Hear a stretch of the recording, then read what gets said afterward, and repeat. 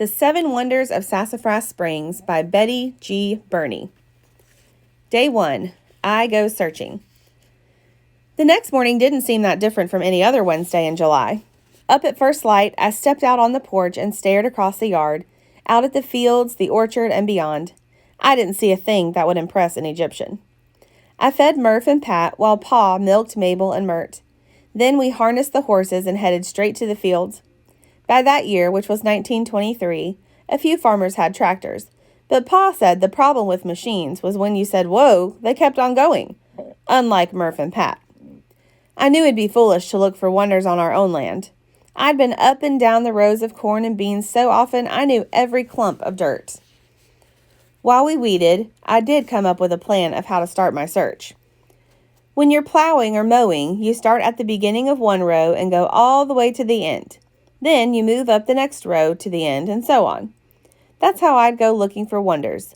Up one country lane and down the next, until I'd covered all of Sassafras Springs. 7 days should be enough time. Still, I wasn't convinced I'd find anything awe-inspiring. In the late afternoon, Pa gave me a break from chores. That alone would count as a wonder in my book, though I didn't say it out loud. He might have called off the deal altogether, and I wasn't about to let that happen. I stuffed the tablet in my back pocket, and Sal and I walked out to Yellow Dog Road. That's what they call the wide strip of dirt that goes straight down the middle of Sassafras Springs. In winter, it's as slick as glass. In spring and fall, it turns to mush. In summer, it's plain yellow dirt, so dusty I could taste it. "I've got a plan, Sal," I announced. Sal wasn't much interested in plans. She let her nose lead her where it would, usually towards the nearest squirrel or rabbit. Across the road, I could see a group of farms up on a rocky ridge midway up Redhead Hill. There were a couple more in the valley below. On our side of the road was our place, 3 other farms, and the community church. If you went all the way down Yellow Dog Road, you'd connect with the county road, a 2-lane highway that brought the occasional traveler or salesman to town. My best friend Jeb and I used to sit at that crossroads when we were younger, waiting for something interesting to come along, like an automobile or a circus wagon. Once, when we were 8, a city fellow in a straw hat and red suspenders stopped and asked us directions. He was traveling downstate to attend the College of Mines and Metallurgy. Didn't that sound like a fine place? Folks just sitting around studying gold and silver all day. Jeb and I talked about it all summer, rolling that name around. College of Mines and Metallurgy. At the crossroads of the county road and Yellow Dog lay a scattering of stores and houses. It wasn't much of a town, though there was talk of building a community hall. Just talk, Pa said. On the other side of the county road ran Liberty Creek.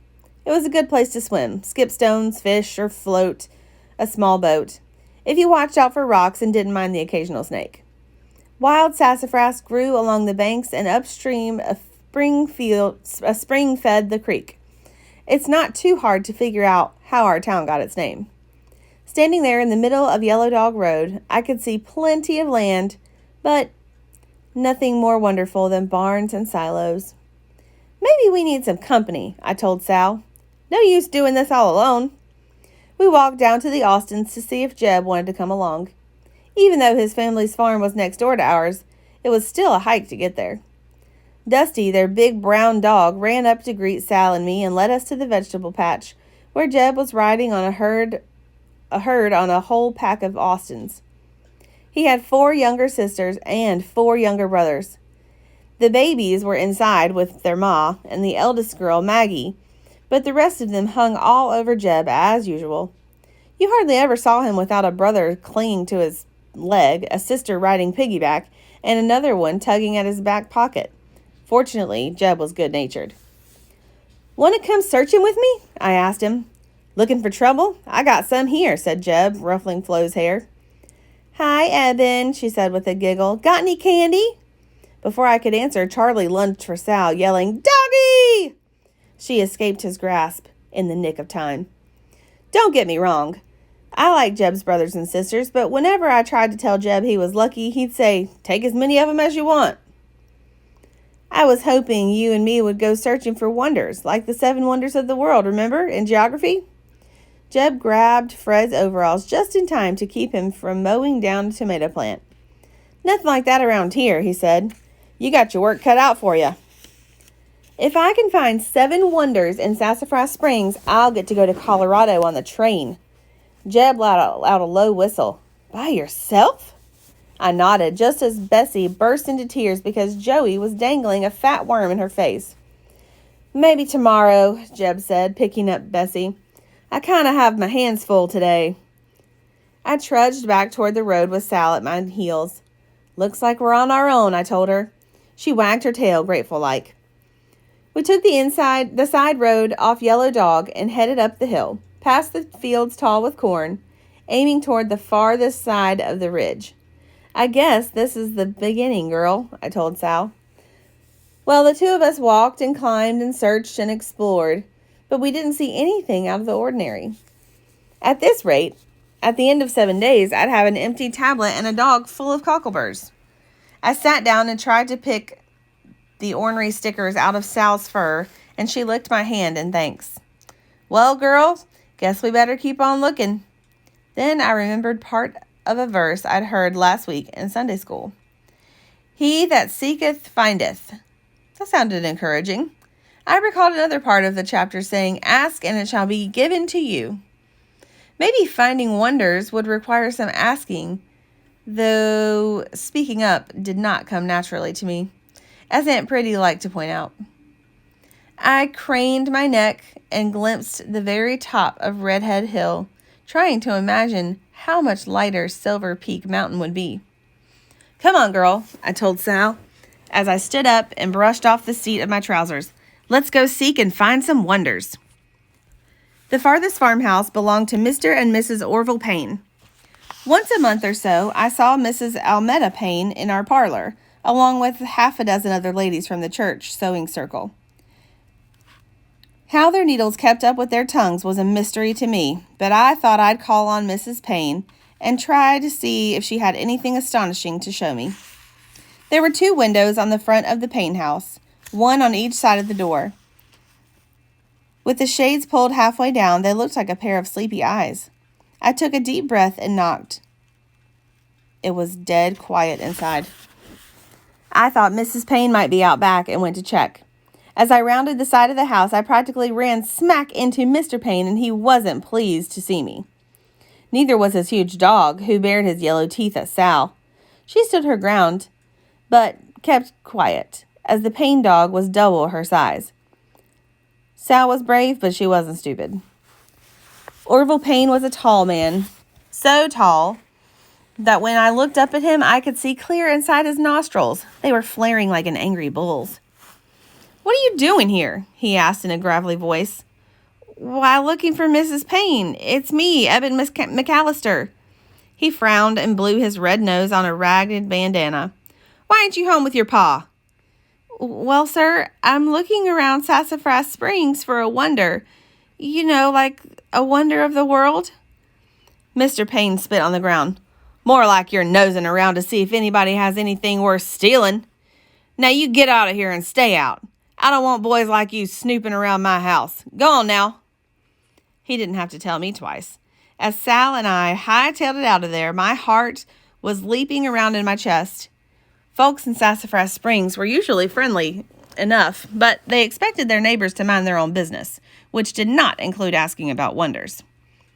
When we were out of Orville Payne's sight, I stopped to catch my breath. I was ready to give up and go home. I decided I'd try keeping my eyes open for wonders while keeping my mouth shut. On the way back down the hill, I rounded a bend and saw somebody waving at me, friendly-like. I waved back. When Sal and I got closer, I saw that the arm was really the sleeve of a dress hanging on a wash line, along with shirts and unmentionables, as Aunt Pretty called underwear. They were outside the house where Mrs. Pritchard, my Sunday school teacher, lived. Just then, Mrs. Pritchard herself stepped out from behind the wash and waved. She was small and round face, round curls, big round flowers on her dress, neat as a pin, Aunt Pretty would say. "Is that you, Eben?" she called. Sal raced ahead, but I was in no hurry. The house was so small, I don't know how the Pritchards raised a family in it. Aunt Pretty said Miss Pritchard had no business putting on airs and graces when her house was no better than anybody else's. Not that anyone would know, since it was about as hard to get involved into the Pritchards' houses as it to be admitted through the pearly gates. I didn't exactly expect to find a statue of Zeus hiding behind her picket fence. "Howdy," I said, when I finally reached the washing machine line, feeling kind of shy. It didn't seem right to be standing next to my Sunday school teacher's bloomers. She asked how Pa was and how Aunt Pretty was and how I was, all the while pulling down sun-dried pillowcases and folding them. "We're all fine, ma'am." Mrs. Pritchard liked to get right to the point. "Well, what can I do you for?" It was Mrs. Pritchard who had taught me the Bible verse about asking and receiving, so I took a deep breath and summoned up a chunk of courage. "Maybe you could help me find something, ma'am. You see, I made a bet with Pa." "I do not approve of gambling." Mrs. Pritchard's voice was firm. "Neither does the good book." The woman looked harmless, but one time she caught Albert Bowie making faces behind her back during class. She yanked his ear hard until he cried, "Uncle." Albert acted like a genuine angel ever since, at least on Sunday mornings. "Not a gambling kind of bet," I explained. "I'm trying to find a wonder here in Sassafras Springs. A man-made wonder. Something amazing and awe-inspiring." I stopped to draw a breath. "Like the pyramids. But it doesn't have to be that big." "What a funny idea," Mrs. Pritchard said. "I think you're on a fool's errand looking for wonders around here. Better you go home and study that Sunday school lesson. Book of Mark, chapter 4, verse 30, the parable of the mustard seed. Study that, Eben, instead of bothering folks for wonders." Clutching the pillowcases close to her chest, she walked toward her house. "See you on Sunday," I called to her. Sal had already beat me to the road. I hated to think of that train to Colorado leaving the station without me, but I didn't hold out a lot of hope. My mind was fixed on snow-covered mountains, so Sal heard her calling before I did. "Come back, Eben McAllister, come on back here." Suddenly, Mrs. Pritchard was racing down the road after me. I just remembered something. Don't know how it slipped my mind. Mrs. Pritchard was a mite plump, so she was breathing hard by the time she caught up with me. "I don't have some fancy pyramid, but if you want to see the greatest wonder of this world or any other, well, just follow me. Don't dawdle now." She marched to her house like a soldier, and you can bet I followed her. I didn't want to get my ear pulled. "Not you," I told Sal when we got to the door. Sal's not one to get her feelings hurt. She lay down in the cool shade outside as I stepped through the doorway. Wouldn't Aunt Pretty be surprised to know I was being invited into the Pritchard house? Wouldn't she like to know every last detail? Mrs. Pritchard went straight to a tall cabinet, opened a drawer, and picked up something wrapped in tissue paper. "I haven't shown this to anyone in years, but you asked for a wonder. Eben, you'll never see more of a wonder than this."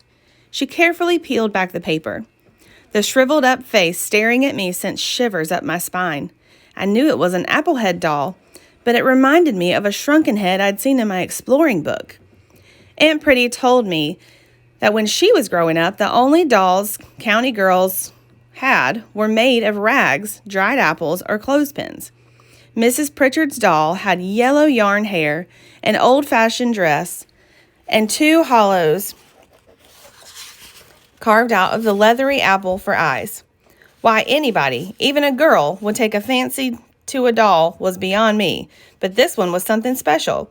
This one was ugly as sin. "I see you don't fully appreciate Miss Zeldy," said Mrs. Pritchard. "Still, I promise you, this doll is a wonder, formed by the hand of a man with a spirit that goes beyond anything man can understand." She cradled the doll and sat down. "Only a doll, you may be thinking, Eben. An old woman's doll at that. However, once you hear Miss Zeldy's story, even a young man like you will sit up and take notice." I was already taking notice, especially when Mrs. Pritchard held Zeldy on her knee like some hideous child. I half expected the doll to start talking. I felt those hollowed-out eyes staring right through me, and the hairs on the back of my neck tingled. Mrs. Pritchard pointed to a hard green sofa opposite her. "Sit down now, Eben McAllister, and pay attention to what I have to say," she ordered me. So I sat, because when folks in Sassafras Springs start to tell a story, it's likely to take a while.